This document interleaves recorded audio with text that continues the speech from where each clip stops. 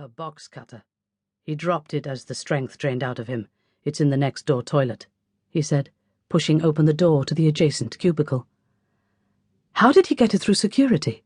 The metal would have set the alarm off. He didn't. Look, said Padua, pointing. See that piece of duct tape on the handle? Somebody went to a lot of trouble to hide the cutter in here, no doubt behind the cistern. All Medina had to do was peel it off. Amaia sighed. And there's more, said Padua with a look of distaste.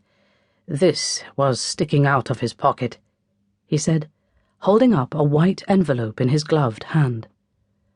A suicide note? Ventured Amaia. Not exactly, said Padua, handing her a pair of gloves and the envelope. It's addressed to you. To me? Amaia frowned. She pulled on the gloves and took the envelope. May I? Go ahead. The adhesive strip opened easily without her needing to tear the paper.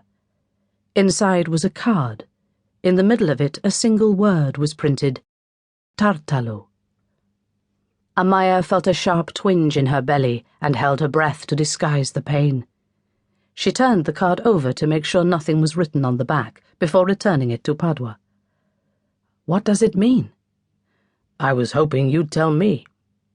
Well, I've no idea, Lieutenant Padua, she replied, puzzled.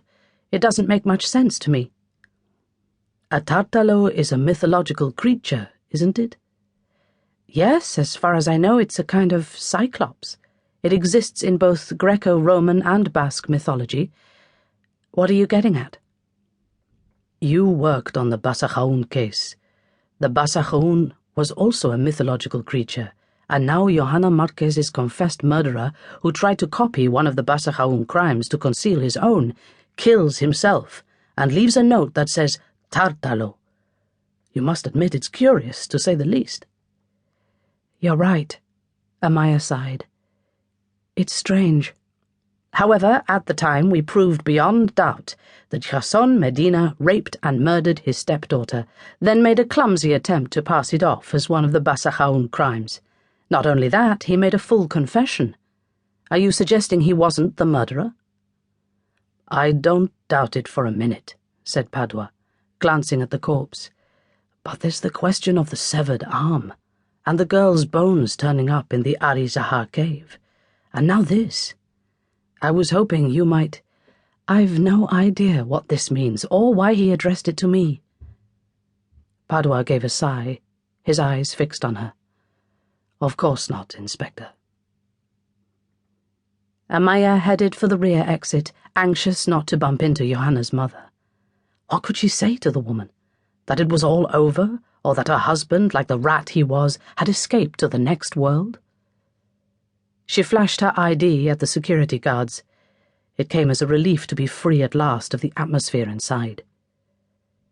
The rain had stopped, and the bright yet hesitant sunlight, typical in Pamplona between showers, emerged through the clouds, making her eyes water as she rummaged in her bag for her dark glasses.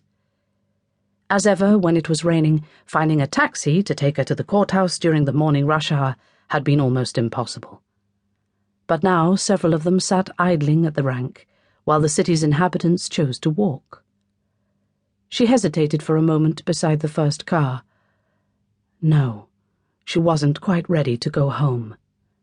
The prospect of Clarice running around, bombarding her with questions, was decidedly unappealing.